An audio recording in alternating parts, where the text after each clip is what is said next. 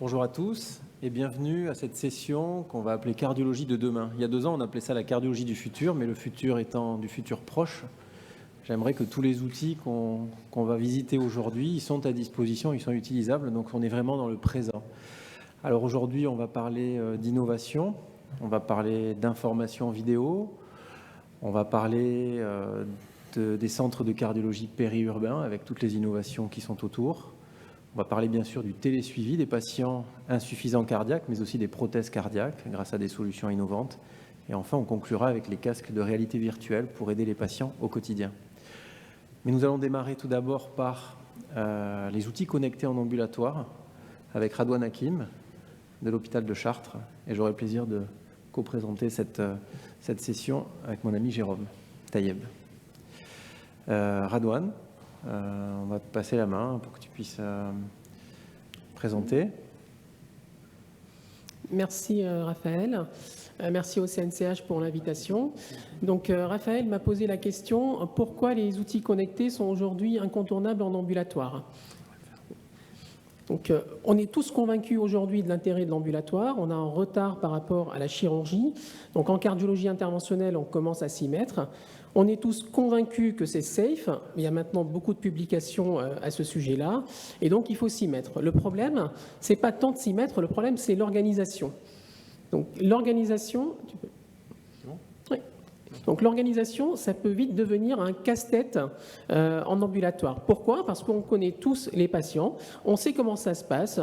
Parfois, ils viennent pas au rendez-vous, ils ne respectent pas forcément les consignes qu'on leur donne, ils ne font pas leur préadmission, on leur demande d'avoir un accompagnement pour l'ambulatoire, ils n'en ont pas toujours, ils ne viennent pas avec leur bilan sanguin, ils n'amènent pas leurs documents, on les appelle, ils ne répondent pas au téléphone. Et donc tout ça, c'est du temps infirmier. Et c'est l'infirmière qui s'occupe de l'ambulatoire passe énormément de temps là-dessus. Donc l'organisation classique, et ça vient de la chirurgie. Donc l'organisation... C'est dans l'autre sens. Donc ça, on l'a hérité de la chirurgie. Les chirurgiens, comment ils font ? En tout cas, l'équipe de chirurgie, ils appellent le patient, généralement la veille ou l'avant-veille, pour lui confirmer le rendez-vous, lui demander de bien amener les documents, de bien faire les bilans et de venir à l'heure. Et le lendemain, ils rappellent avec toute une checklist pour savoir si la procédure s'est bien passée, si tout va bien, s'il n'y a pas de complications. Donc ça, c'était le temps d'avant. Aujourd'hui, comment on va faire ? On va s'intéresser aux outils connectés. Pourquoi on s'intéresse aux outils connectés ? Parce qu'on se rend compte qu'avec les appels téléphoniques, ça ne marche pas très bien. Dans cette étude française, premier point, c'est qu'un patient sur 3 n'a pas pu être joint au téléphone. Et deuxième point, donc ils ont comparé 2 bras, un bras classique et un bras appel téléphonique. Et dans le bras appel téléphonique, il n'y a aucune plus-value à une checklist au téléphone. Il n'y a pas moins d'annulation, donc les patients ne viennent pas tout autant.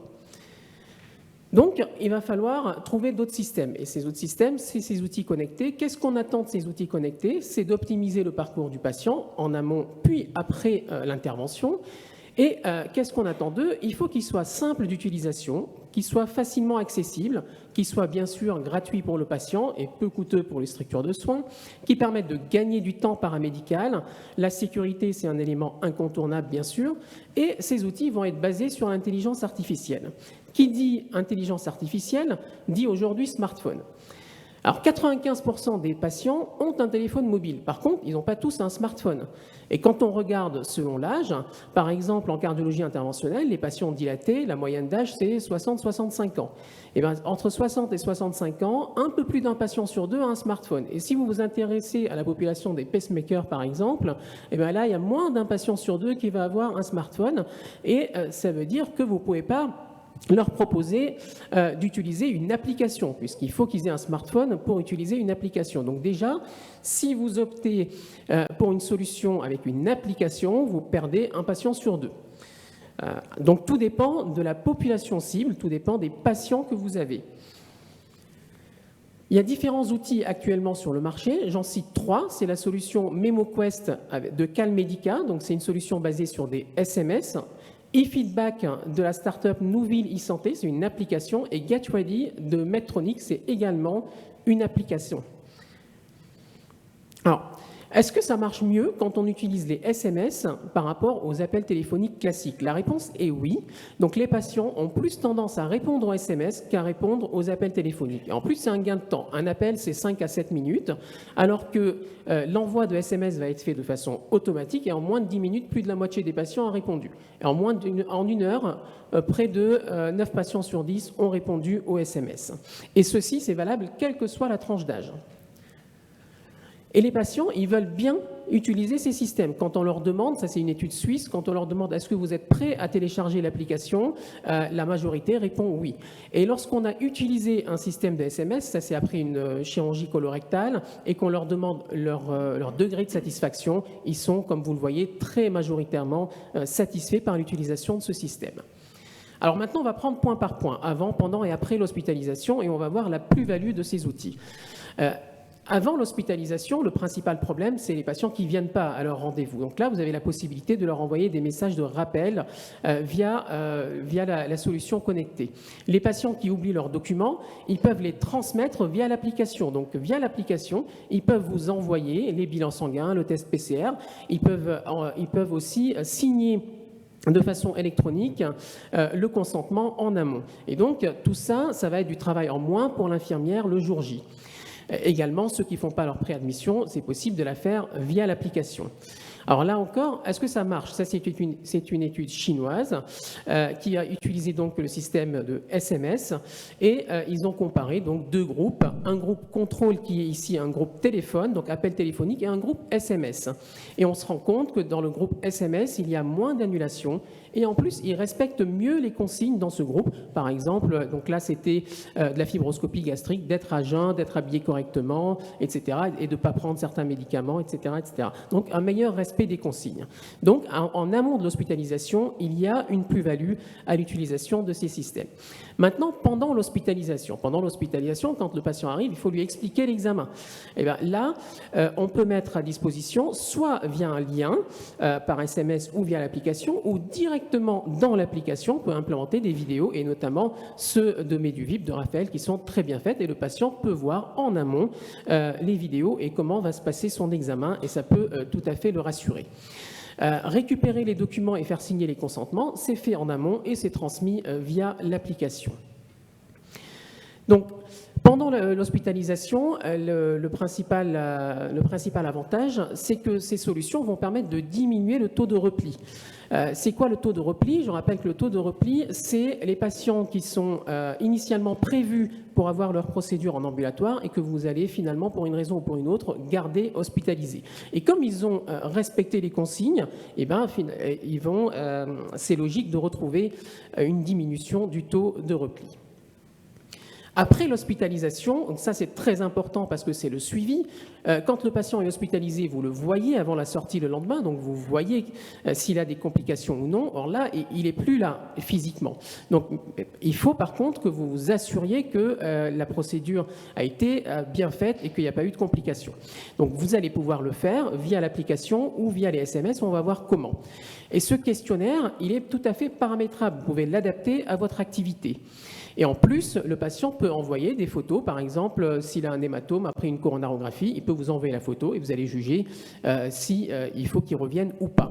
Vous avez à tout moment la possibilité de garder la main et donc d'appeler le patient si nécessaire. Alors, je prends l'exemple de MemoQuest. MemoQuest, c'est basé sur l'intelligence artificielle, donc c'est un robot qui va envoyer un questionnaire et selon ce que le patient va répondre, il va réagir d'une façon ou d'une autre. Par exemple, on va demander après l'examen, après la coronarographie par exemple, est-ce que tout va bien? Est-ce qu'il n'y a pas eu de souci? Et le SMS vous dit, si tout va bien, répondez TVB. Donc si le patient répond TVB, l'affaire est classée. Vous pouvez également hiérarchiser les questions. Si le patient dit non, j'ai mal, vous pouvez lui demander par exemple entre 0 et 10, à combien est votre douleur?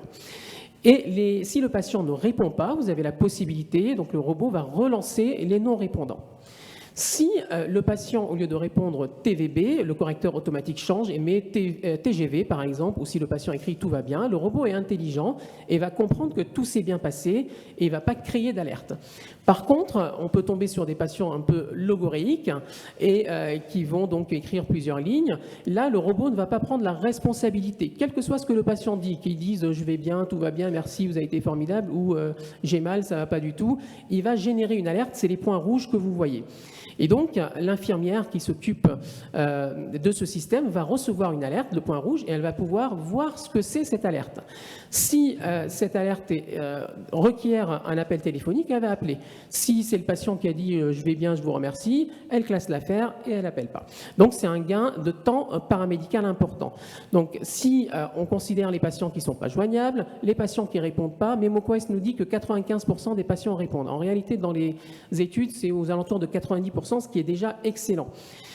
Et les patients qui ont un suivi anormal, globalement, l'infirmière doit rappeler 10% des patients. Donc, sur une journée où vous avez fait, par exemple, 10 procédures, elle va rappeler un patient. Un patient, c'est 5 minutes au téléphone, alors que si elle devait rappeler les 10, c'est 1 heure au téléphone. Donc, c'est vraiment un gain de temps important. Et les paramédicaux vont donc être réorientés vers les autres tâches de soins qui sont plus importantes.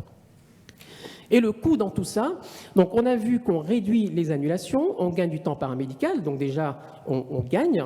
Et si le coût de ces outils connectés n'est pas très important, finalement on a un bon rapport coût-efficacité. Dans l'étude chinoise, ils considèrent que s'ils prennent globalement, qu'ils comptent le temps infirmier, etc., ils divisent leur coût par 6. Dans une étude française, pour 3600 patients par an, le coût a été divisé par 2, en comptant le salaire paramédical. Autre élément important, c'est qu'ils peuvent être couplés au dossier patient informatisé. Donc, il y a une traçabilité, vous pouvez l'archiver dans le dossier patient et s'il y a le moindre souci, vous pouvez toujours ressortir tous les SMS ou tout ce que le patient a mis dans l'application et l'appel téléphonique est archivé. Et enfin, dernier point, vous pouvez faire des statistiques en temps réel, donc pour des publications par exemple, vous pouvez savoir combien de patients vous avez inclus dans la solution, qu'est-ce que les patients ont répondu, tout va bien, tout va pas bien, donc votre taux de complication finalement. Donc, pour conclure, la question qui m'a été posée, pourquoi ces outils sont aujourd'hui incontournables? On l'a vu, premier point, c'est l'efficacité, il y a moins d'annulations, il y a un meilleur respect des consignes, une bonne adhésion des patients et un gain de temps paramédical. Deuxième point, c'est la sécurité. Le suivi, c'est important et on peut assurer un suivi de façon sécuritaire via ces systèmes connectés. Deuxième point, c'est qu'il est couplé au dossier patient informatisé, il y a donc une traçabilité. Et enfin, ça permet de réduire les coûts. Je vous remercie.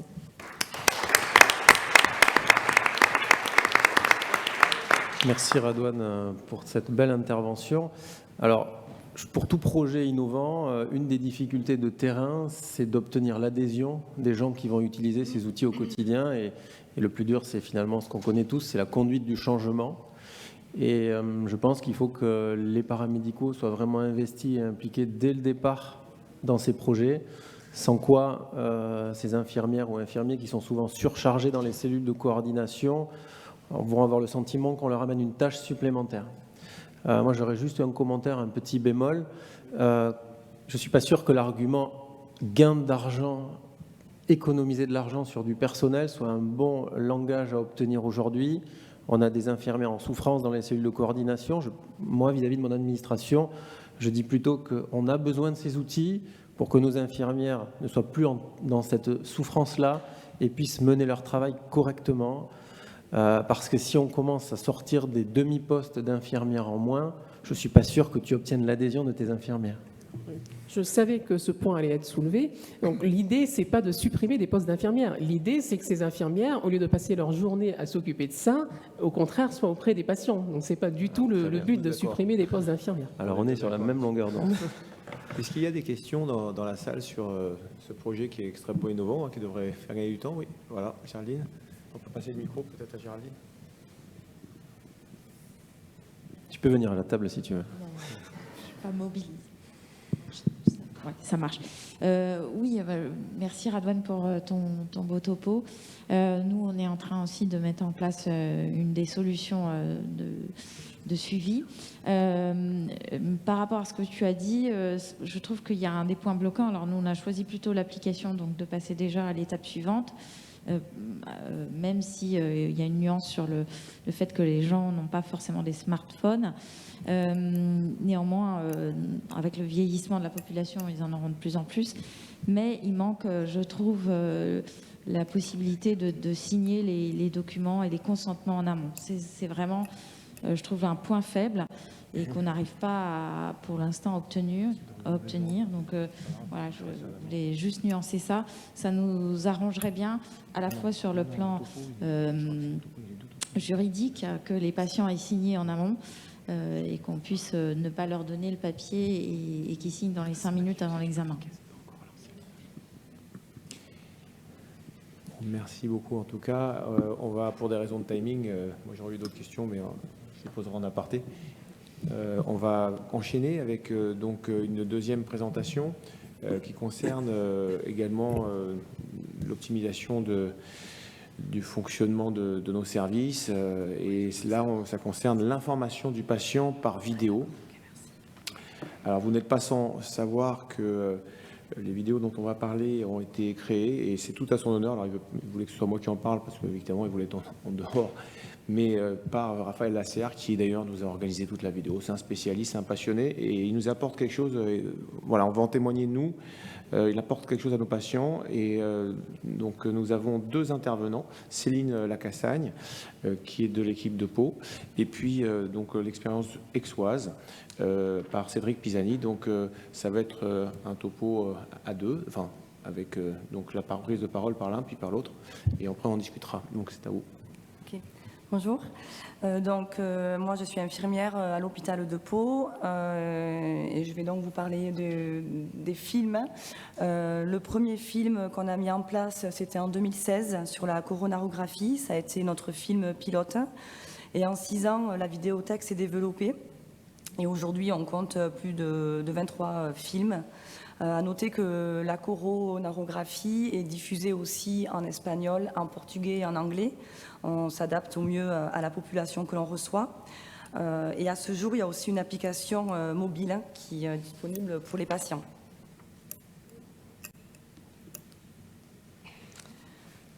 Donc, il y a une enquête qui a été faite en 2017 sur 400 patients, Chartres, Pau, Avignon et Aix, sachant que Avignon et Aix ont été les cellules pilotes. On s'est aperçu que les patients ne comprenaient pas les messages des médecins avant les examens. Presque 25% disent n'avoir reçu vraiment aucune info. Donc là, je vais vous faire passer 2 histogrammes. On peut voir qu'avant l'acte, il y a une insuffisance de connaissances chez le patient sur l'examen. Et la vidéo permet de combler le manque de connaissances, de comprendre de manière plus réaliste l'examen. Donc il y a plusieurs lieux de diffusion. Le domicile avec la remise d'un carton pour aller sur le site web. Consultation, visualisation du film pendant les consultes ou après les consultations et aussi durant l'hospitalisation. À Pau, nous avons 3 secteurs, l'USIC, le TRADI et le secteur semaine. On dispose de 5 tablettes que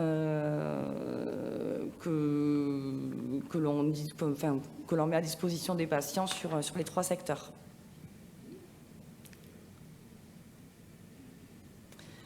Donc, je vais vous montrer, durant l'hospitalisation, la tablette que l'on propose en image. Donc, c'est très simple. Il faut que l'outil soit simple, intuitif et tactile.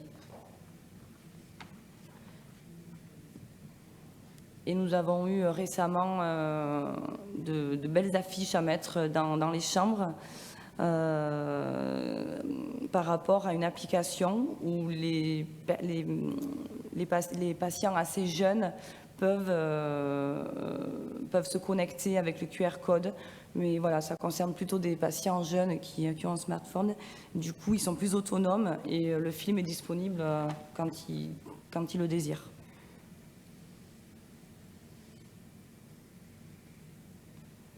Pour conclure, Donc l'outil a été parfaitement intégré à notre quotidien.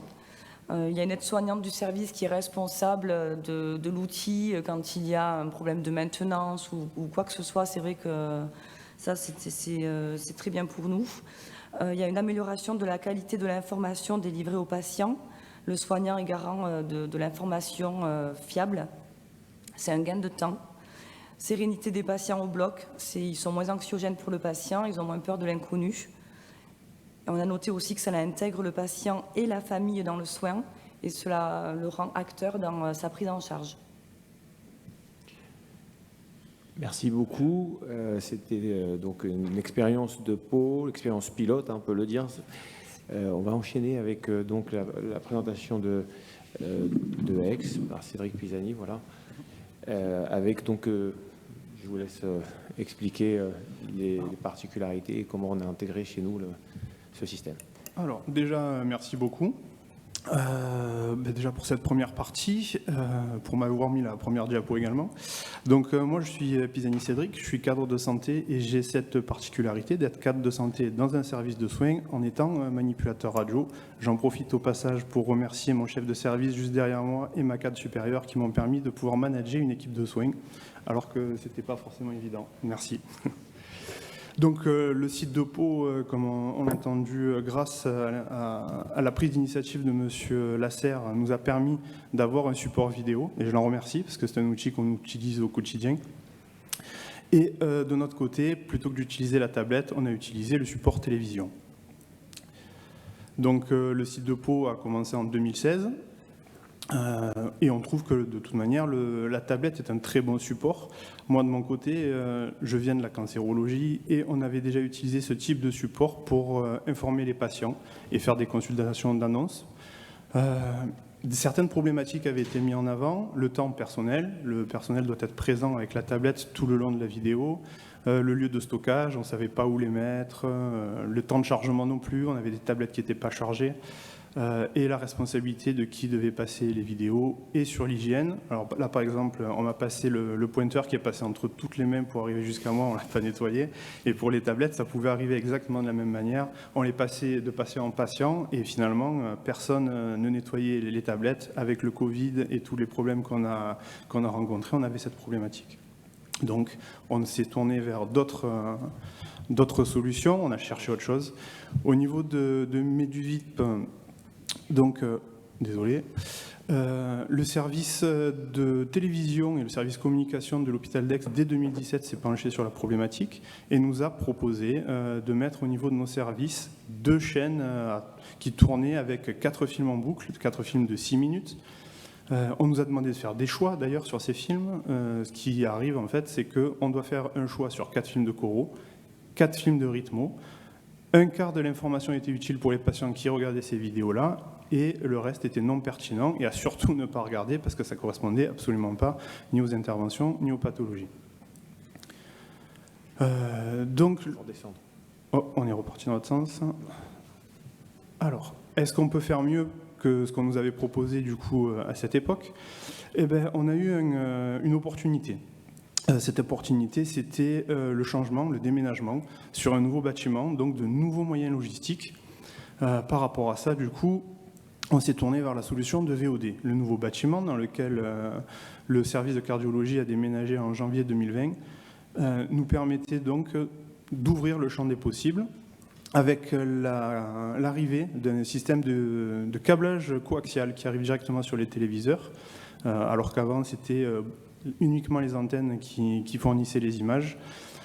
Et on est donc passé par un serveur, Telecom Service Open, qui fait l'hébergement des vidéos Meduvip sur le site de Rennes et par lien HTTP du numérique classique, comme 90% de la couverture numérique, nous envoie en streaming les vidéos directement au niveau des services. Alors, la mise en œuvre dans les chambres, elle se fait avec un duo qui est aide-soignant télécommande. Donc là, vous voyez la télécommande qui est ici. Et par le petit bouton menu, on arrive directement sur l'interface.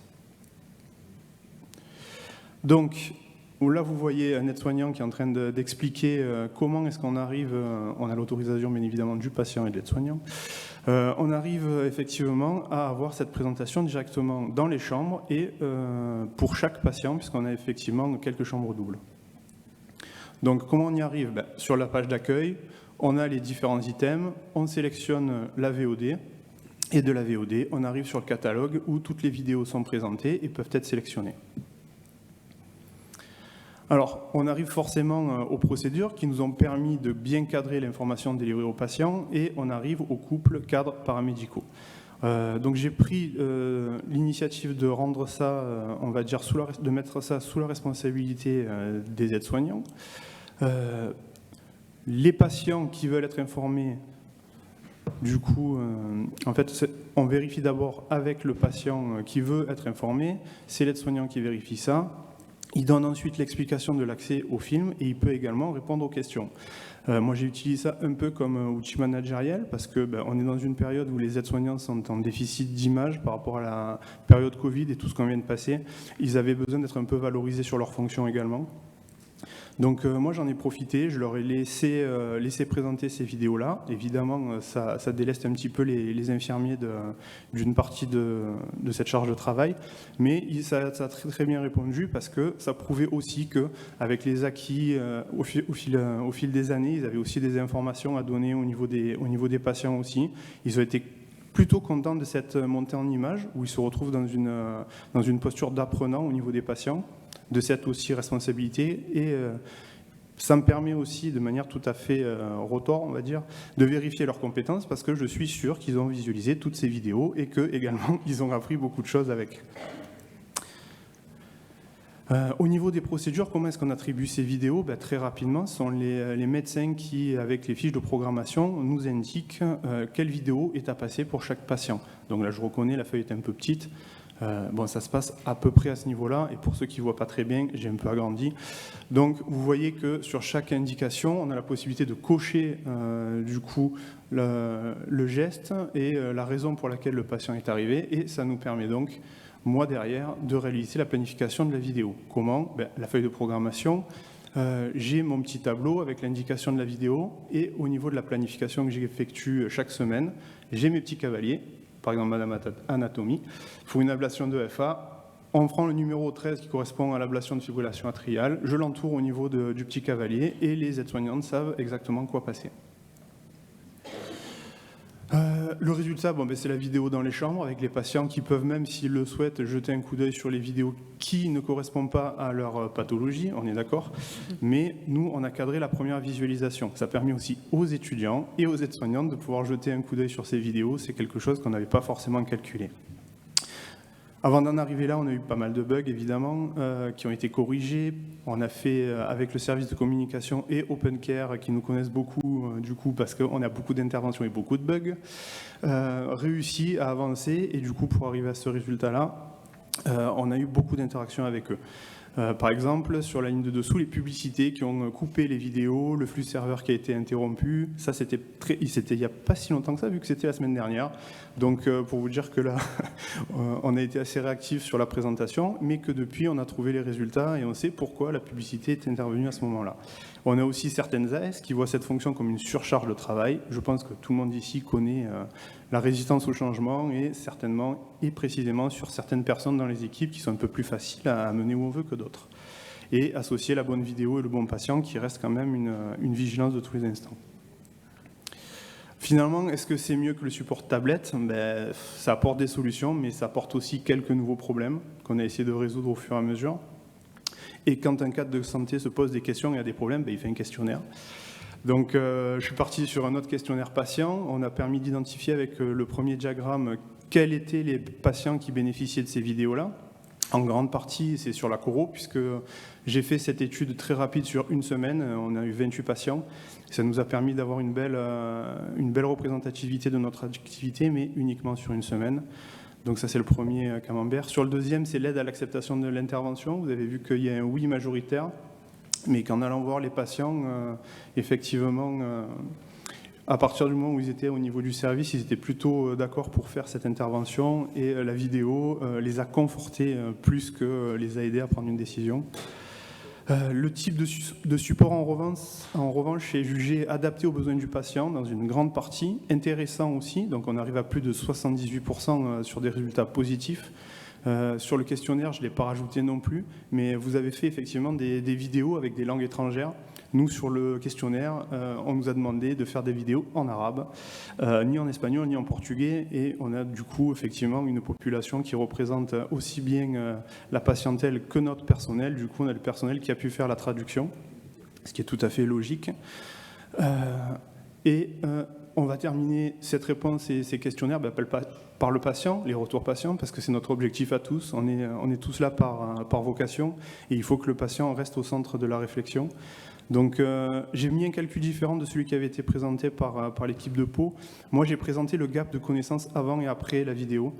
On passe d'un 5,5 à un 8. Et là, je pense que quand on voit ce gap-là, avant-après, on voit tout le gain que ces vidéos ont apporté au niveau de la prise en charge du patient et de leur on va dire, sentiment de... Voilà. Ils sont beaucoup plus en sécurité sur l'intervention, ils ont beaucoup plus de projections, c'est beaucoup plus facile pour eux d'appréhender ce qui va arriver. Voilà, donc pour le futur, l'application dont on parlait, bien sûr, qui va certainement, encore une fois, apporter d'autres solutions. La présentation des résultats que vous avez eus du questionnaire au personnel de chez nous, parce que vous avez eu les résultats avant eux, et je pense que c'est bien aussi de leur faire un retour pour les re-impliquer également dans ces vidéos et dans la présentation de ces vidéos. Et l'information sur l'application Meduvip smartphone qui est arrivée. Donc vous avez vu, moi j'ai la possibilité de mettre mes vidéos en VOD, mais mon affiche n'est pas aussi belle que la vôtre, je n'ai qu'une imprimante en noir et blanc. Merci beaucoup.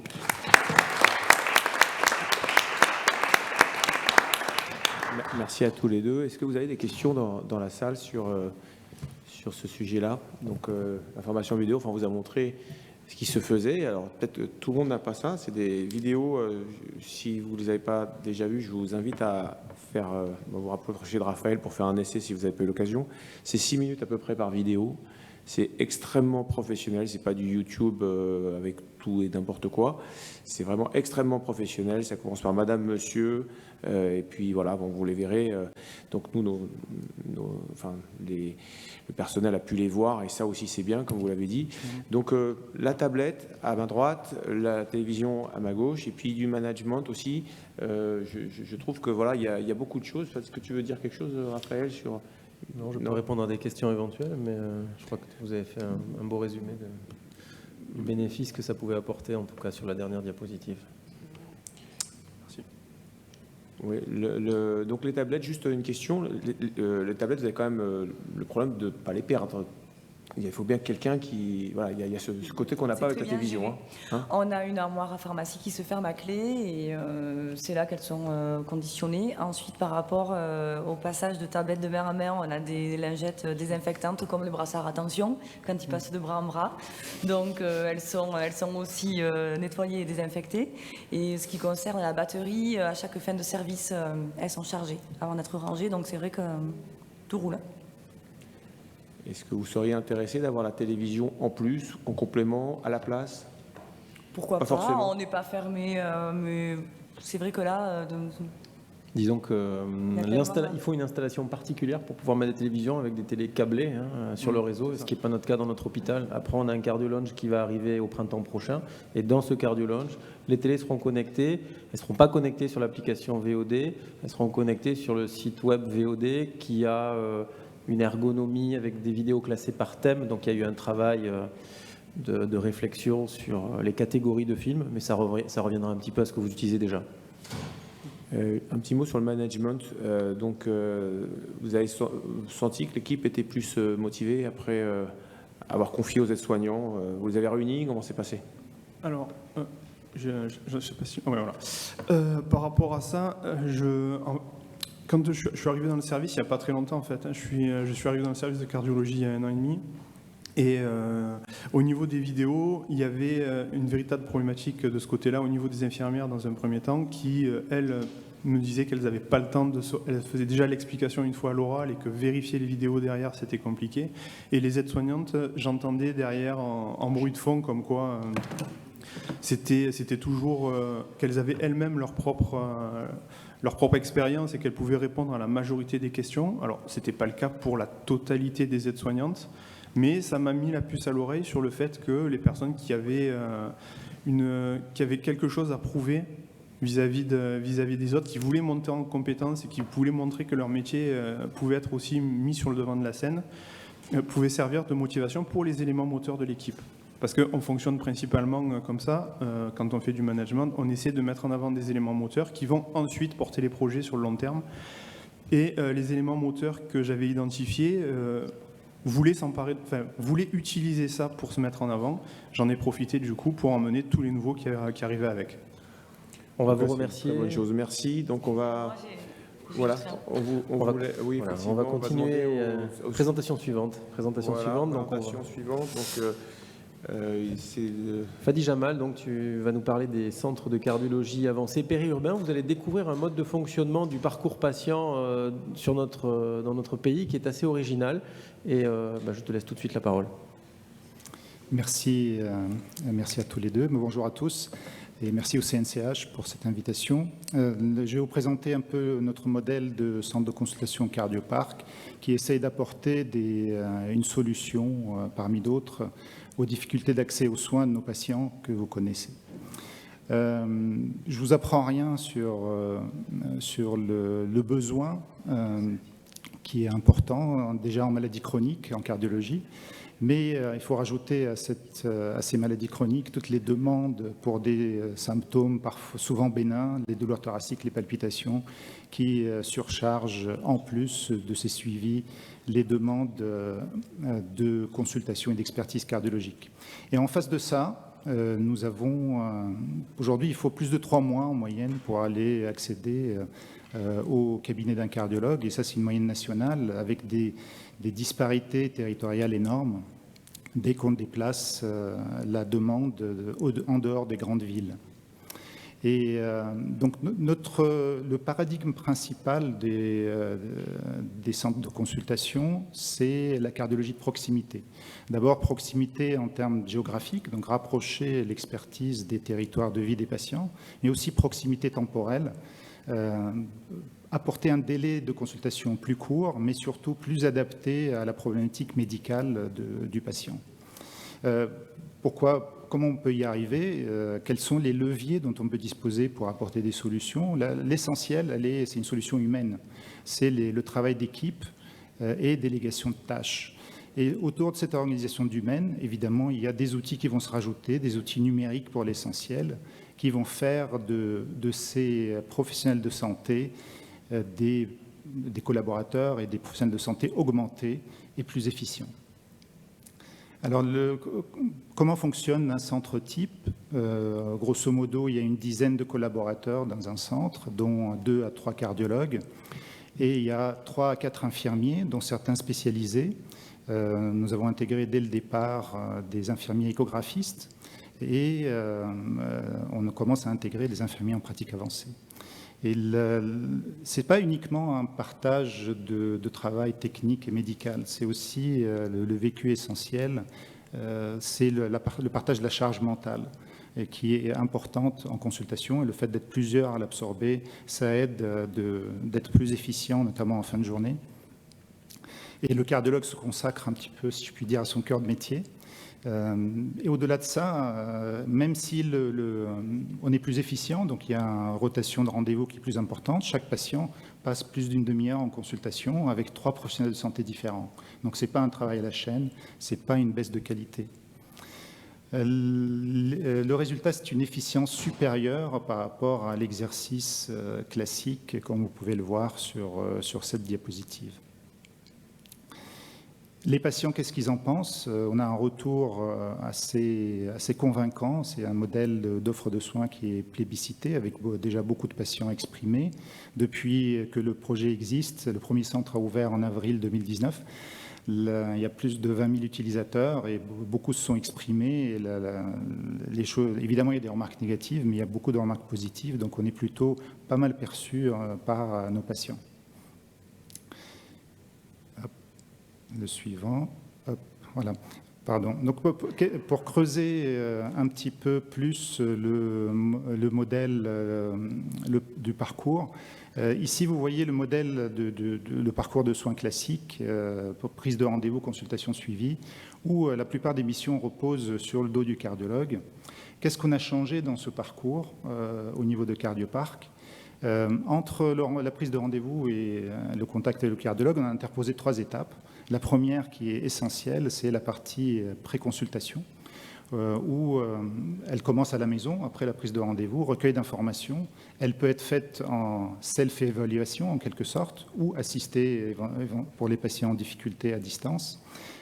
Tout de suite après intervient une étape encore plus essentielle, qui est le diagnostic infirmier, où c'est notre équipe infirmière qui analyse les données, idéalement avant l'arrivée du patient, donc encore avant la consultation, ou au pire en tout début, c'est-à-dire que les patients sont accueillis par nos infirmiers.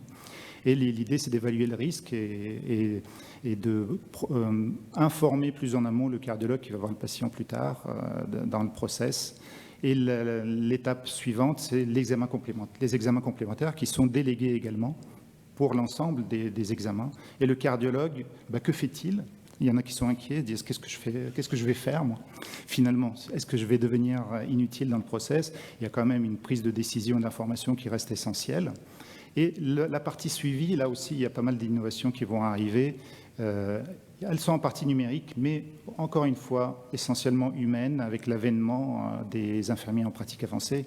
Et à ce titre, il y a un document qui est sorti aujourd'hui ou hier, publié par le Syndicat national des cardiologues sur le rôle des infirmiers pratiques avancées en cardiologie. C'est 50 pages, très détaillé. Je vous conseille, si vous êtes intéressé, de vous plonger dedans.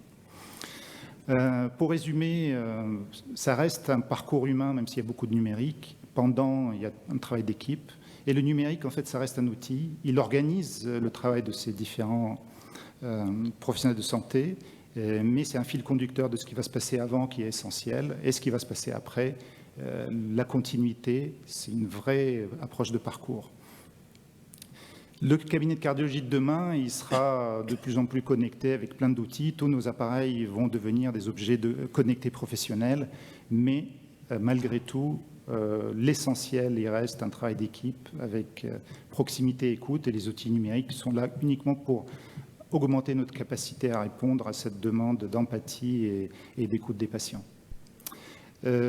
Je laisse la dernière partie de la présentation, je laisse la parole à Linda en une vidéo très courte pour qu'elle donne un petit peu son... J'ai choisi Cardiopark parce que ça me permet de travailler en équipe avec des infirmières qui me facilitent grandement la consultation. Ça m'a permis de me débarrasser de cette crainte de m'installer en cabinet après l'internat et surtout de diminuer en grande partie la charge administrative d'une ouverture de cabinet, ce qui est un grand avantage.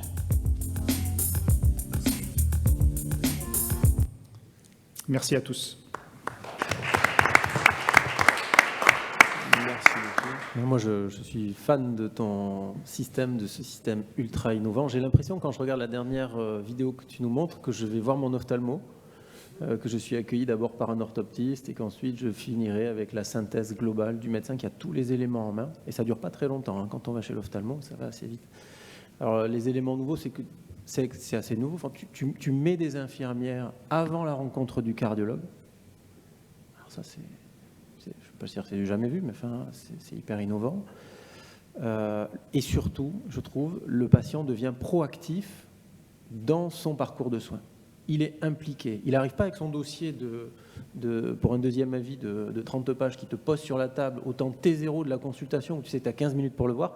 Mais tout ça, ça a pu être vu avant, déposé dans un dossier numérique, analysé par une infirmière qui va te sélectionner les points importants, te soumettre. Alors j'imagine que dans ton organisation, tu prévois du temps pour ça, une intervention pour voir si effectivement ce patient a besoin de toi vite, de quels examens il a besoin, et ces examens sont faits encore en amont. Je ne sais pas si dans la salle il y a des commentaires, des remarques, mais c'est une organisation... Géraldine, on va donner le micro, Géraldine. Viens à la table, Géraldine. Allez, viens à la table.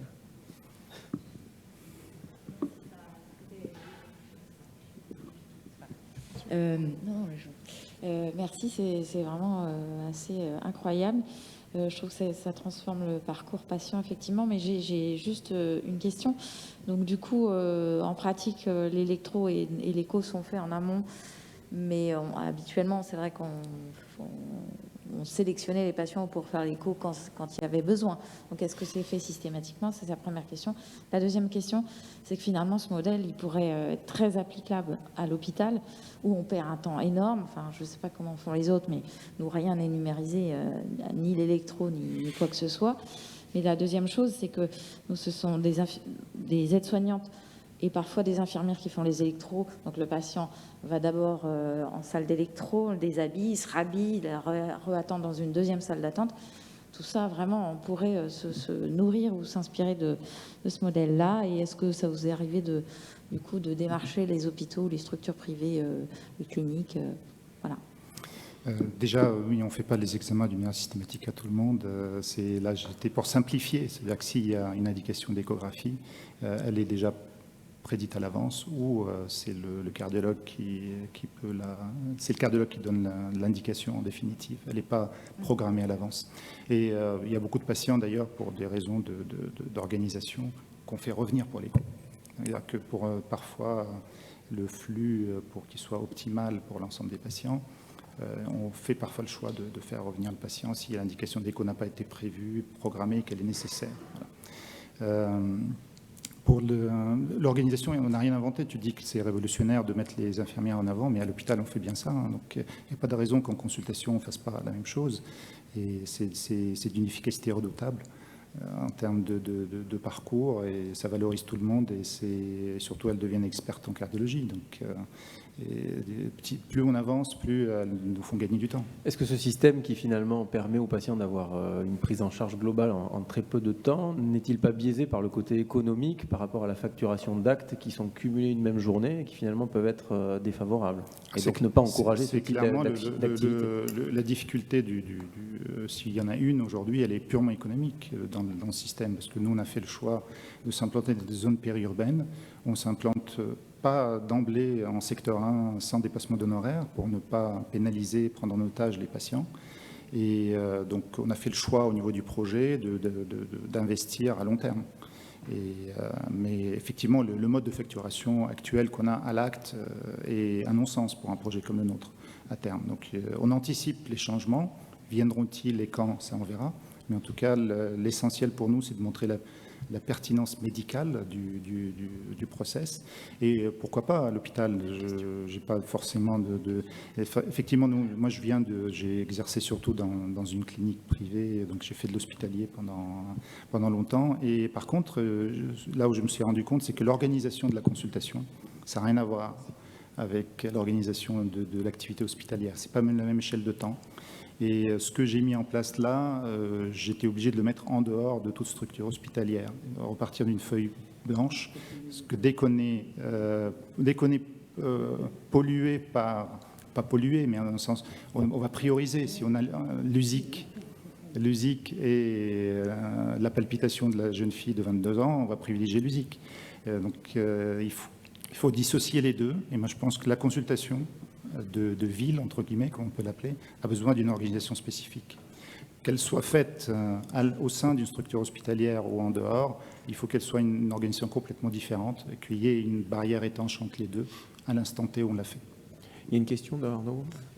Quelle est la rentabilité de l'analyse des informations données par le patient avant?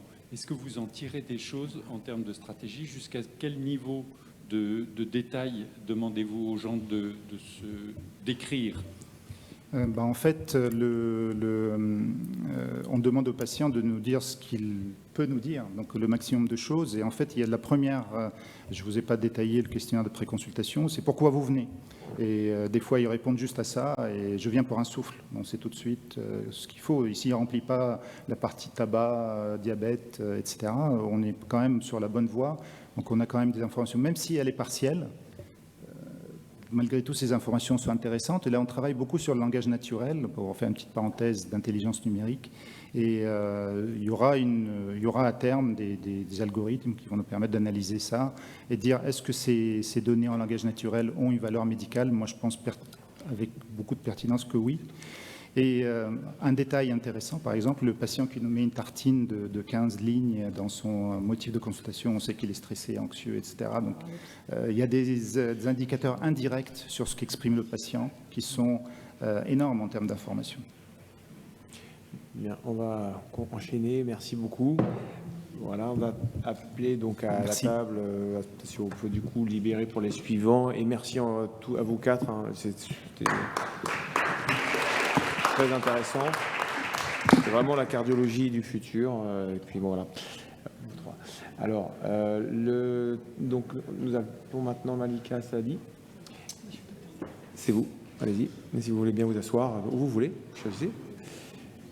Pour nous parler du télésuivi des patients insuffisants cardiaques, quel mode d'intégration optimale. Donc, on attend vos innovations sur le sujet. Merci. Bonjour, merci pour l'invitation. Moi, je suis chef de clinique à Cochin depuis maintenant 4 ans. Mon activité est surtout orientée sur la prise en charge de l'insuffisance cardiaque et des cardiomyopathies.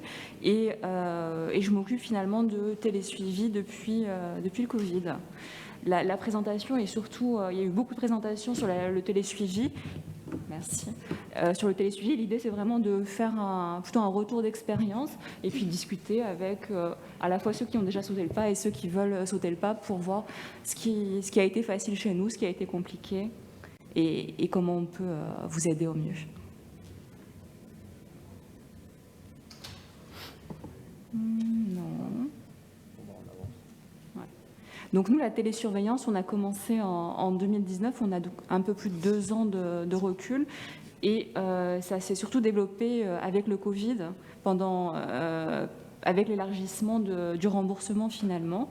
On a actuellement environ 60 patients qui sont télésurveillés, il y a eu plus de 100 patients sur les 2 ans. C'est surtout l'insuffisance cardiaque à FEVG altérée et c'est surtout des patients qui rentrent dans la télésurveillance après une première décompensation cardiaque. On a un certain nombre de patients qui arrêtent la télésurveillance. La plupart, c'est vraiment à la demande du patient, parfois pour des décès et parfois plutôt pour des transplantations ou pour des assistances cardiaques. On travaille avec un autre centre chirurgical et on transfère dans ce cas le télésuivi. Pardon. La première question finalement à se poser quand on veut se lancer dans la télésurveillance, c'est le choix de la solution technique. Nous, on a choisi Satellia pour sa simplicité d'utilisation, pour la rapidité de l'inclusion, avec les ordonnances finalement automatiques qu'on n'a pas à faire. C'est vrai qu'on avait parlé tout à l'heure de gain de temps, de numérisation, etc. Et ça, c'est super. La possibilité finalement aussi de solliciter les patients qui ne sont pas technophiles. Il y a de plus en plus de patients âgés, tout le monde n'a pas de smartphone. Et la possibilité effectivement pour les patients d'être appelés par une infirmière.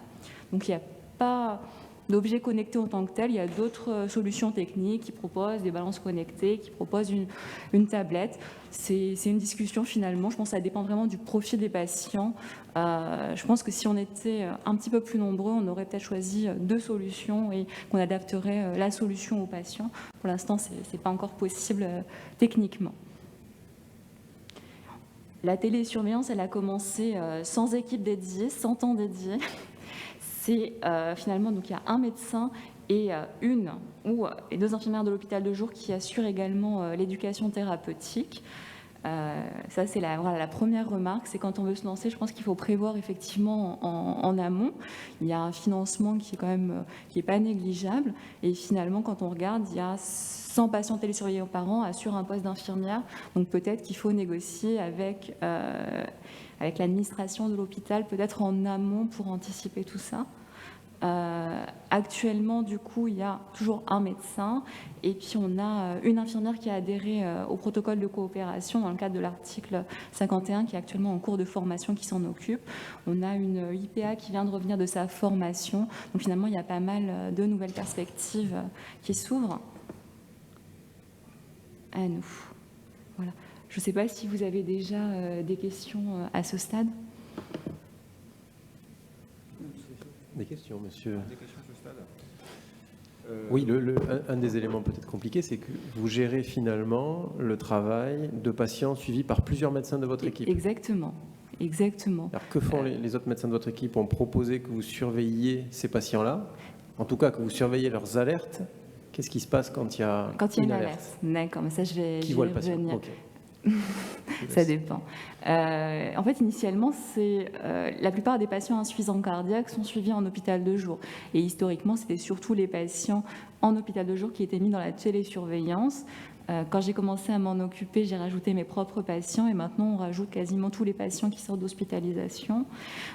S'ils n'ont pas encore de cardiologue référent, c'est moi qui les vois.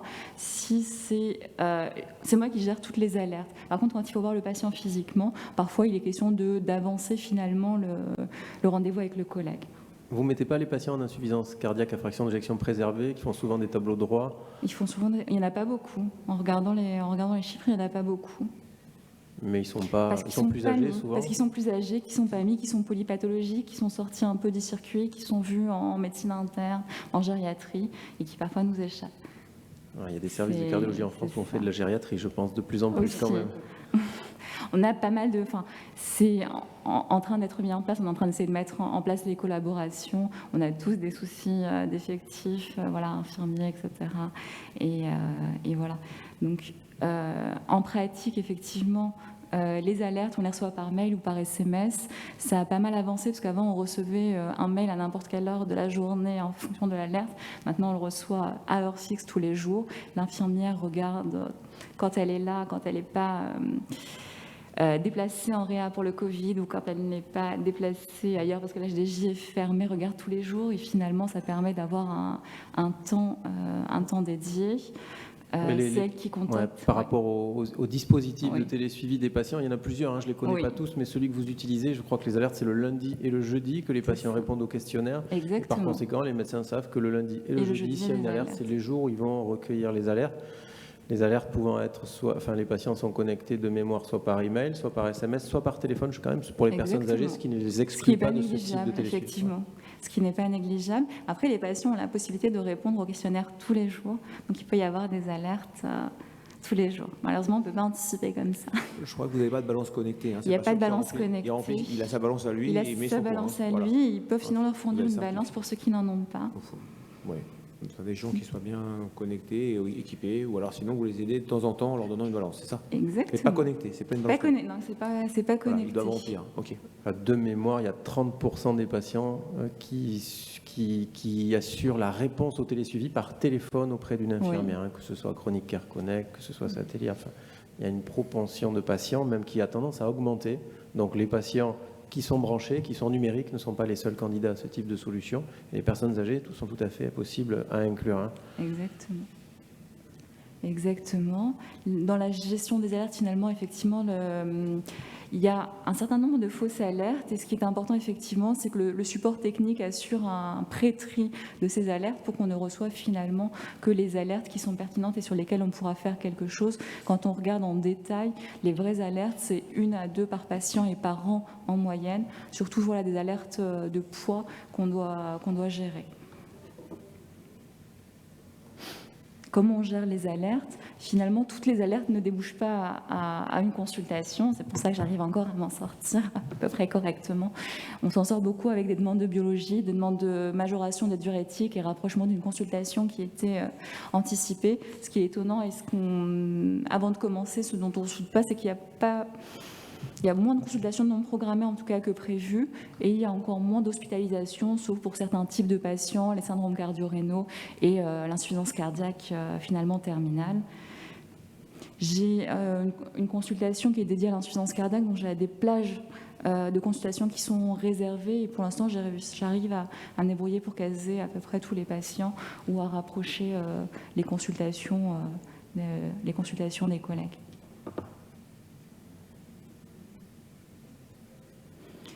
Pour gérer les alertes, ce qu'on se rend compte, ce qui est important finalement, c'est que c'est vraiment un travail d'équipe. Je pense que tout seul, c'est un petit peu compliqué. On a la chance d'avoir effectivement des infirmières qui sont impliquées, qui sont intéressées dans l'insuffisance cardiaque.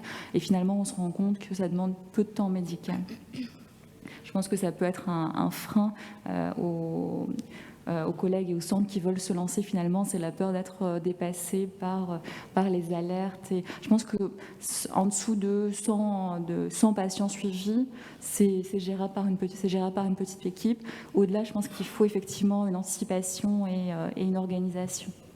S'il était besoin de convaincre certains collègues qui ne font pas encore de télésurveillance, il est quand même toujours plus facile de voir un patient à 16h en consultation qu'à 3h du matin pour un OAP, ou pour soi si on fait des gardes, ou pour les collègues avec qui on travaille. Effectivement. Et puis pour le patient aussi. Et puis pour le patient. Et pour le patient. Et donc finalement en pratique, on a besoin quand même d'une nouvelle organisation, surtout quand la file active des patients augmente avec un temps dédié IDE, avec des créneaux de consultation finalement quotidiens.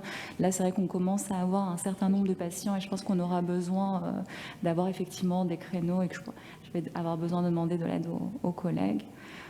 Finalement, c'est un travail d'équipe qui nécessite une organisation, mais surtout un projet de service axé sur la prise en charge finalement de l'insuffisance cardiaque.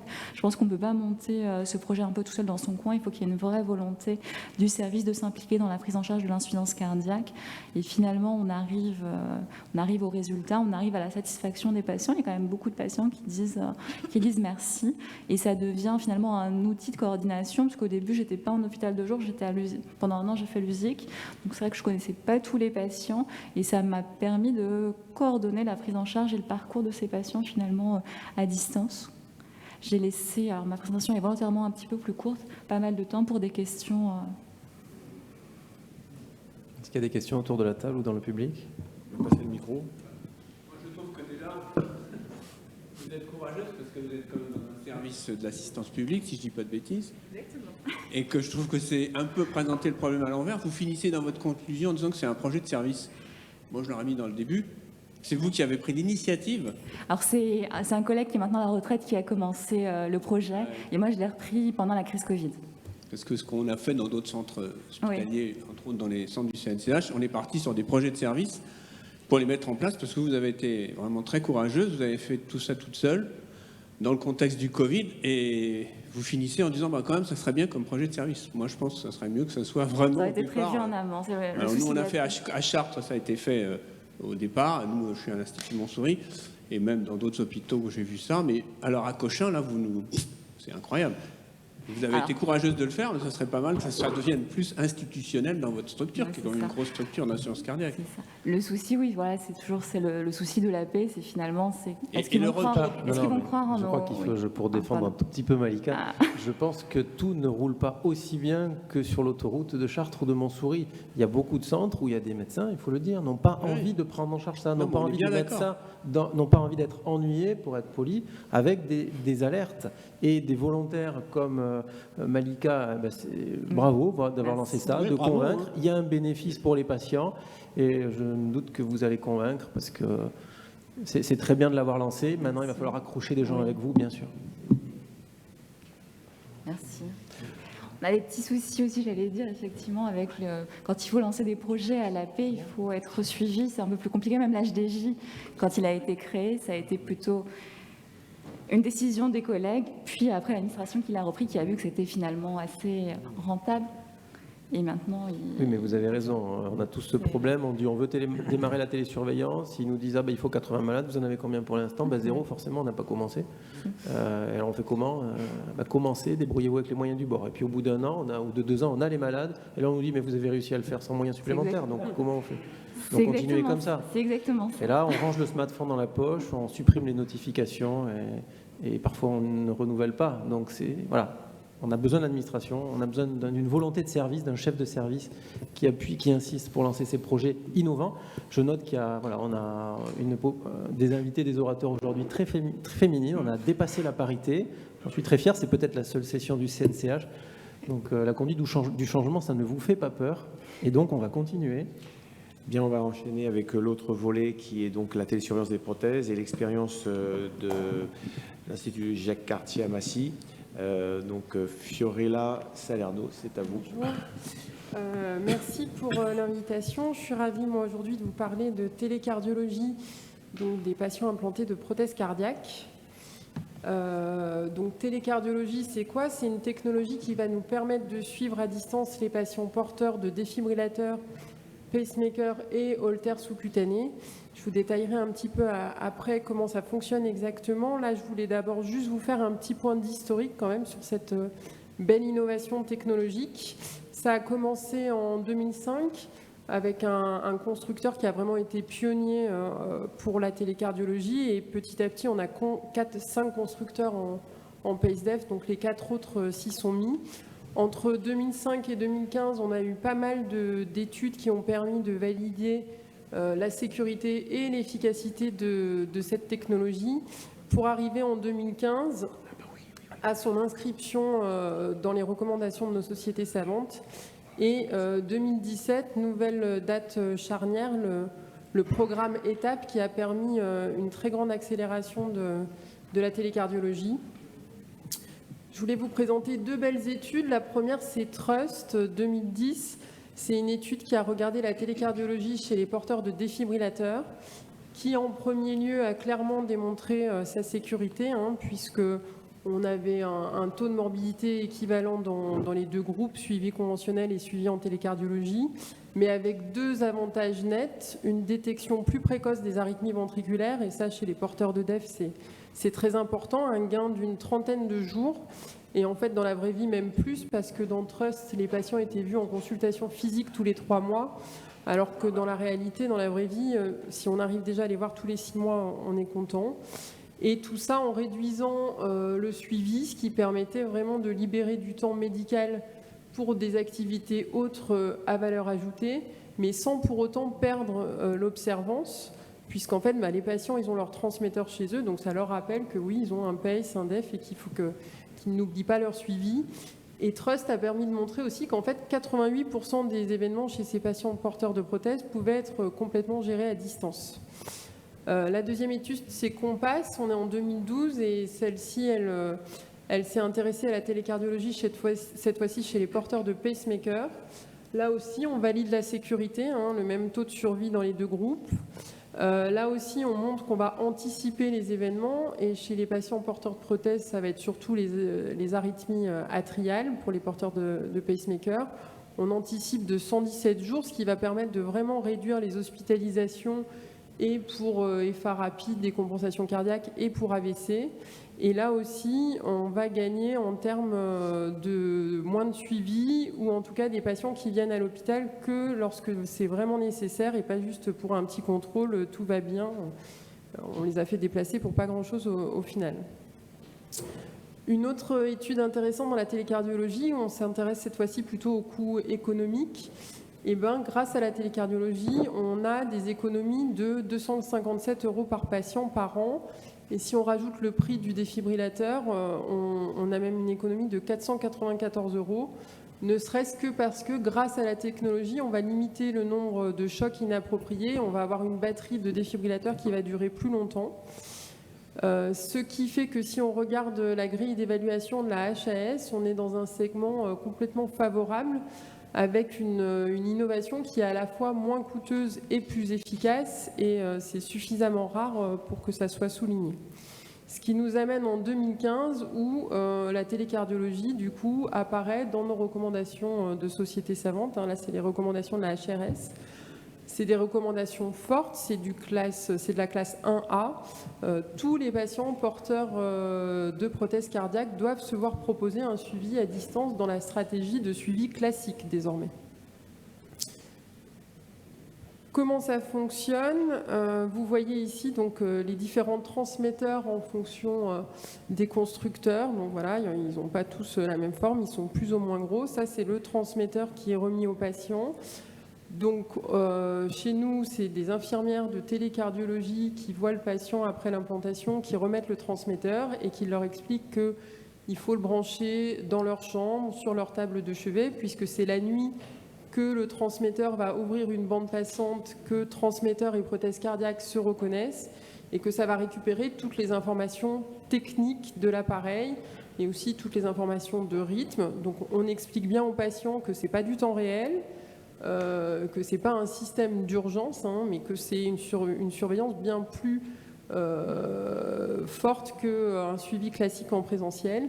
Et ensuite, ces informations sont envoyées via le réseau de téléphonie sur un serveur sécurisé en données de santé. Et tous les matins, l'équipe médicale, et nous en pratique, c'est nos 2 infirmières de télécardiologie, se connectent sur les serveurs dédiés pour gérer les alertes et les transmissions calendaires. Effectivement, avec cette télécardiologie, on a 3 types de suivi. On a la télésurveillance calendaire, la télésurveillance initiée par le patient et, comme pour l'insuffisance cardiaque, les alertes qui sont générées. Ça, c'est juste pour vous montrer que quand l'éducation est bien faite, quand on prend le temps de bien expliquer aux patients, ben, en fait, on a un bon taux d'adhésion et du coup un bon taux de transmission, parce que pour que la télécardiologie fonctionne, il faut qu'on ait des transmissions. La dernière ligne, vous l'oubliez, c'est l'ancienne version de la télécardiologie, c'était du manuel, les patients devaient s'interroger, ça ne fonctionnait effectivement pas très bien. Plus on automatise avec le Bluetooth, plus on a des taux de transmission très intéressants, voire même là sur la toute première ligne, c'est des applications sur smartphone en fait, avec des taux de transmission de 94%. On est un peu moins bon chez les porteurs de PACE, ce qui est assez logique, c'est pas la même génération, c'est des patients un peu plus âgés qui des fois, malgré l'éducation, ont du mal à comprendre comment ça se branche, ou ils ont peur de payer une facture d'électricité un peu plus chère. Voilà, on peut avoir des petites limites comme ça. Télésurveillance calendaire, ça c'est le centre qui décide en fait pour avoir des transmissions. C'est vraiment variable, c'est nous qui décidons. Est-ce que c'est toutes les semaines? Est-ce que c'est tous les 2 mois, 3 mois? Nous dans le centre c'est plutôt tous les 2 mois. Une transmission qui va nous permettre d'avoir toutes les informations sur la prothèse, où en est la batterie, comment elle est réglée, comment fonctionnent les sondes, le pourcentage de stimulation. Voilà, on a vraiment une information détaillée. On a même un EGM, donc un électromyogramme, l'équivalent un peu d'un ECG pour suivre le rythme du patient. On a ensuite le télésuivi initié par le patient. Ça, c'est en cas de symptômes. C'est lui qui peut appuyer sur un bouton du transmetteur et par la suite, il a la ligne directe des infirmières de télécardiologie pour dire, voilà, j'ai fait une transmission en plus à regarder. Et puis le plus important, c'est les fameuses alertes pour détecter plus précocement soit des problèmes techniques, soit des problèmes de rythme du patient. Et là, je vous ai mis quelques exemples des alertes qu'on peut recevoir. Des alertes rouges, par exemple sur une batterie qui est en fin de vie, des alertes d'impédance de sonde qui vont nous alerter sur le fait qu'il y a peut-être un souci bientôt de fracture de sonde. On peut avoir aussi des notifications d'arythmie. Par exemple, cette patiente hypertendue diabétique de 69 ans qui a un pacemaker double chambre sur du BAV complet, on voit qu'on a eu 8 minutes de TA. Donc, est-ce que c'est suffisant pour dire qu'on va anticoaguler le patient? Là, il y a un grand débat là-dessus, mais dans tous les cas, avant de se lancer dans « Allô, vous faites de l'AFA », il faut regarder le tracé et valider sur le tracé que c'était bien de l'AFA. Je vous ai mis un autre exemple avec à chaque fois, vous voyez, 45 secondes d'arythmie, 47 secondes. Quand on regarde son tracé, là, on voit bien que ce n'est pas du tout un problème de fibrillation atriale, mais que c'est des parasites sur la sonde, et ça nous informe plutôt sur le fait que cette sonde atriale risque bientôt de casser. D'autres alertes qu'on va avoir, c'est toutes les notifications d'arythmie ventriculaire, avec ici un patient qui, jour après jour, fait des épisodes de TV réduits par ATP. Toujours très important de regarder les EGM, parce que ça pourrait être un traitement inapproprié.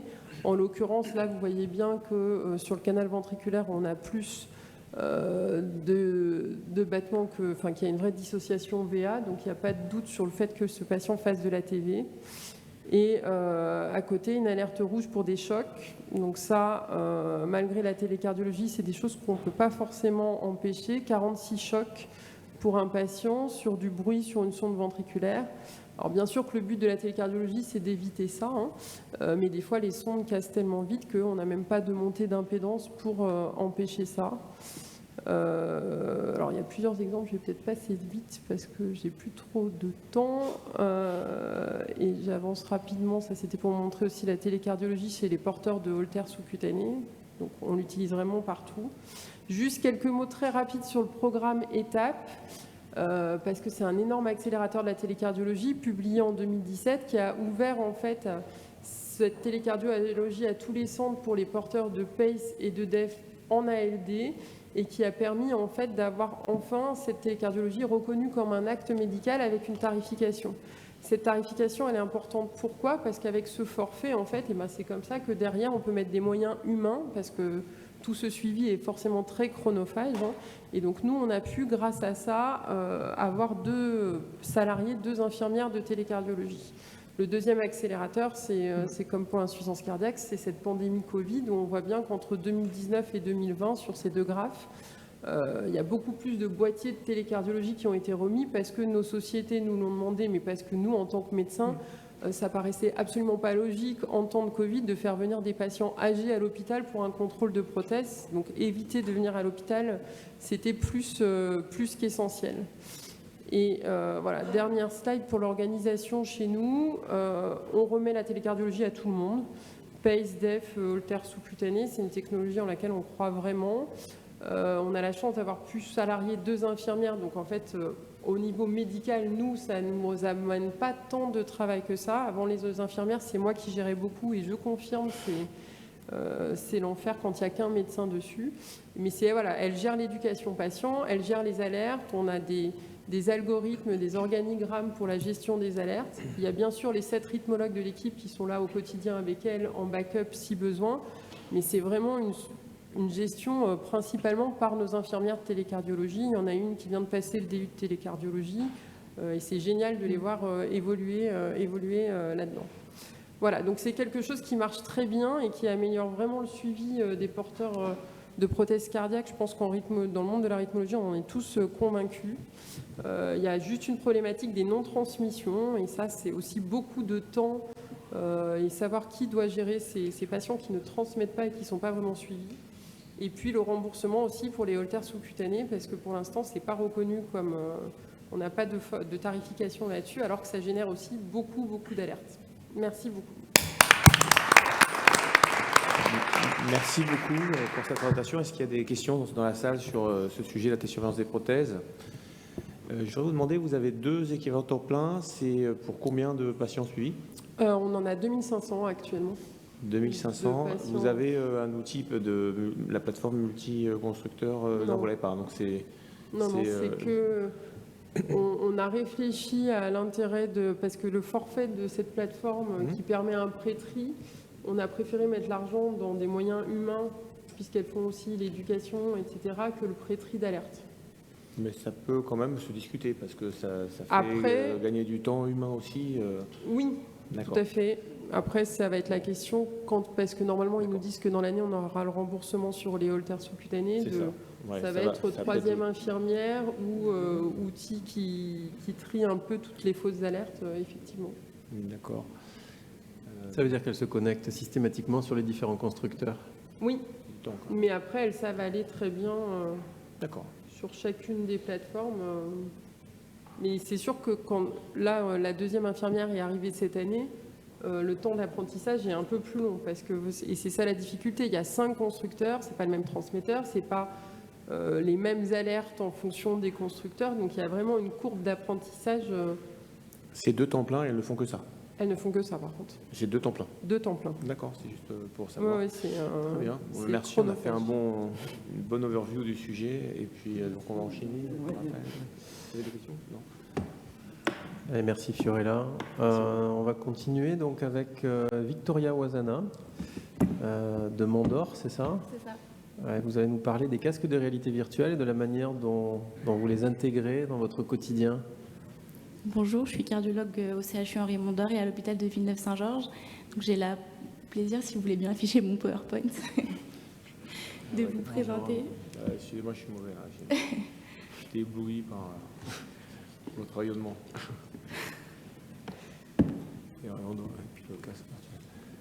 Donc, le masque de réalité virtuelle. Donc, c'est une technique qui est de plus en plus répandue dans le milieu médical et elle est surtout à visée anxiolytique et antalgique, notamment lors des interventions sous anesthésie locale telles qu'un pacemaker, un TAVI, une coronarographie. Pour le moment, en France, il y a une 50aine de centres qui en sont équipés. Donc nous, à Henri Mondor, la Pitié, le CHU de Rouen. Et il se fait à l'aide de ce dispositif que vous pourrez bien sûr essayer à la fin de la présentation. Donc il y a un masque et puis un casque qu'on applique sur le patient. Donc c'est extrêmement je ne vais pas dans le bon sens. C'est extrêmement simple à utiliser, donc vous pouvez le voir sur la diapo. Donc on applique le casque sur le patient, le masque, et puis on a une interface qui ressemble à un smartphone qui nous permet de régler la séance avec le patient. Donc c'est extrêmement simple. Je ne sais pas si vous voyez bien, mais vous pouvez déterminer la durée du film avec le patient, le type d'environnement dans lequel il a envie d'être, dans lequel il a envie de voyager. Donc ça peut être un vol en montgolfière, une montagne en hiver, une montagne en été, la langue dans laquelle il souhaite la séance. Alors soit c'est accompagné juste d'une musicothérapie relaxante, soit c'est accompagné d'une narration avec une voix d'homme ou d'une voix femme. Vous verrez ça dans le film juste après. Et il peut également choisir d'avoir un guide inspiratoire. C'est une petite bulle au centre du film qui gonfle et qui dégonfle en inspiration et en expiration, ce qui permet d'apporter un apaisement supplémentaire. Et ce qui est assez sympa avec le masque, c'est que quand vous tournez la tête à droite, à gauche, en haut, en bas, le paysage se poursuit, donc on est vraiment en immersion totale. Alors il peut se proposer juste avant, la veille d'une intervention par exemple, ou au moment de l'intervention.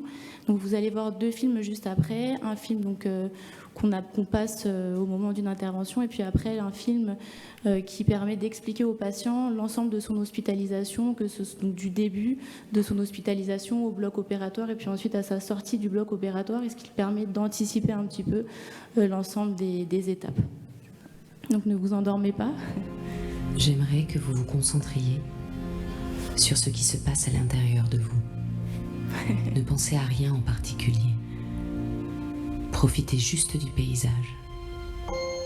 Soyez attentif à chaque détail.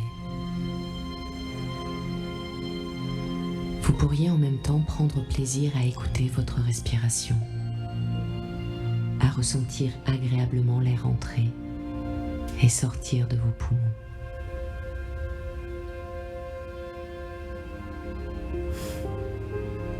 À votre rythme, juste à votre rythme, un peu comme une balançoire que vous observeriez aller et venir comme elle le veut.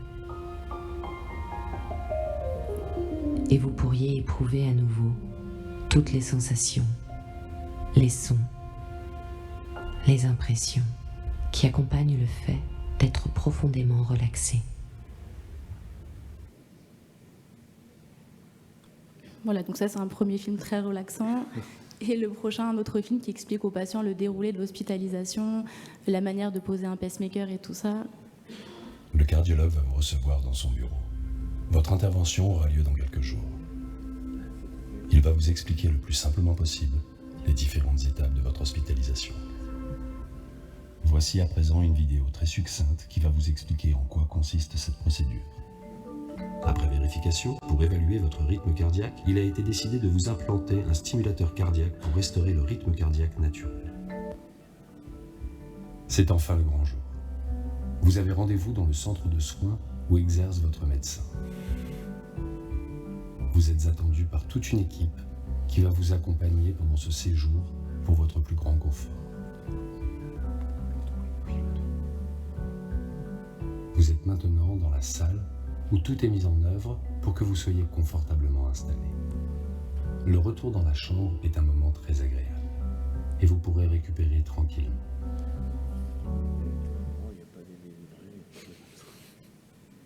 Voilà, donc il y a un autre élément qui est assez intéressant, surtout pour nous dans l'interventionnel, c'est qu'on peut user de la distraction. C'est un petit bouton sur lequel l'infirmière appuie lorsqu'on a besoin de faire un temps un petit peu délicat d'une intervention, comme par exemple faire la loge d'un pacemaker ou une ponction fémorale.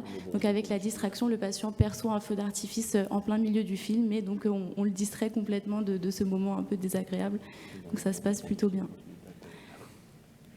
Alors, j'ai choisi complètement arbitrairement 2 études de petite échelle. Il y a beaucoup d'études, beaucoup d'applications de cette réalité virtuelle, mais j'ai préféré prendre des études qui concernaient plutôt la cardiologie. Donc, c'est un masque dans cette étude-là monocentrique américaine qui a été appliqué chez des patients en insuffisance cardiaque très avancée et qui étaient alités et qui éprouvaient des douleurs, par exemple des douleurs dorsales liées au décubitus prolongé, et chez qui on a appliqué le masque de réalité virtuelle et qui ressentait une douleur vraiment diminuée après 15 minutes de film, par exemple. Donc dans cette indication-là, qui n'est pas une indication interventionnelle, ça peut plutôt bien fonctionner. Et puis j'ai choisi une autre étude qui concernait le TAVI avec 32 patients, une étude allemande. Et donc on voit que c'est des patients qui sont assez âgés, qui acceptent très très bien la technique. Et il y a une vraie diminution de la douleur chez ces patients. Alors concernant notre expérience à nous, à l'hôpital Henri Mondor, donc on a pu étudier 102 patients, un peu plus de la moitié pour des prothèses et le reste pour des ablations. 11 patients avaient refusé la réalité virtuelle parce qu'ils préfèrent être totalement conscients de la technique. 8 ont terminé la séance assez prématurément parce qu'ils ressentaient des nausées et des vomissements, et ça peut arriver dans ce cadre-là. Et vous voyez que la durée de préparation d'une séance est extrêmement courte, elle est d'1 minute et 40 secondes, donc ça n'allonge absolument pas la durée de l'intervention, ça va très vite. L'âge moyen des patients était de 70 ans, donc encore une fois, c'est appliqué à un grand champ de patients. Et quand on regarde un petit peu l'échelle de douleur chez les patients avec le casque de réalité virtuelle, 1,5 contre 3,6. Donc globalement, ça marche plutôt bien. Et la distraction, encore une fois, fonctionne bien aussi. Donc finalement, ça nous permet de diminuer la douleur et l'anxiété, quel que soit l'âge. C'est une utilisation qui est extrêmement simple, très très bien acceptée par le personnel médical et paramédical. Et il y a beaucoup d'autres applications que la cardiologie, la pédiatrie, les soins chroniques, les grands brûlés. Et là, ce qui est en train de se préciser de plus en plus, je pense que ça va être pour la formation médicale, puisqu'on tend beaucoup à se former sur des mannequins, des simulateurs, des choses comme ça. On commence aussi à se former avec les masques de réalité virtuelle, et vous avez pas mal de vidéos sur Internet qui vous montrent qu'on peut simuler un bloc opératoire juste avec un casque de réalité virtuelle, un petit stylet qui reproduit exactement les sensations qu'on peut avoir quand on opère un rachis, par exemple. Donc c'est assez intéressant dans cette application-là. Voilà, je vous remercie. Merci beaucoup. Merci beaucoup. Nous, on l'a essayé, on nous l'a prêté. Moi, je l'ai même amené à la maison et super pour dormir. Je peux vous dire, c'est exceptionnel. Ça marche très bien. Est-ce que vous arrivez à vous en servir pour une ETO, pour préparer quelqu'un à une ETO? Ça nous arrangerait que ça marche bien, mais... On n'a jamais essayé pour l'ETO. Non, pas essayé. Jamais Parce essayé. que ça, c'est le truc que vraiment ils vivent mal. Une ETO sans anesthésie générale? Non, on vous n'a n'avez pas jamais essayé. Non. Il y a une question de Franck Albert? Prendre le micro? Non, pour les deux. Non, les deux domaines. Okay.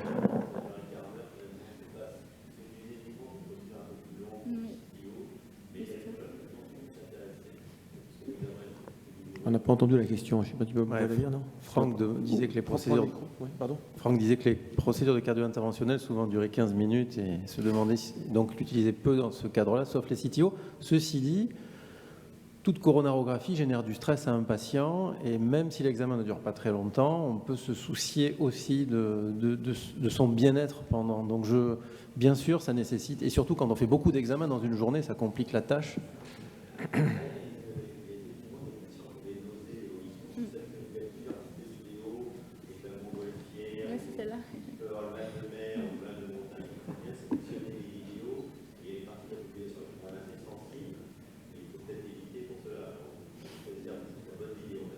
Éviter la montgolfière, c'est vrai que c'est exactement celle-là qui peut. Il y en a qui donnent des nausées, il faut juste bien choisir. Moi j'ai une question.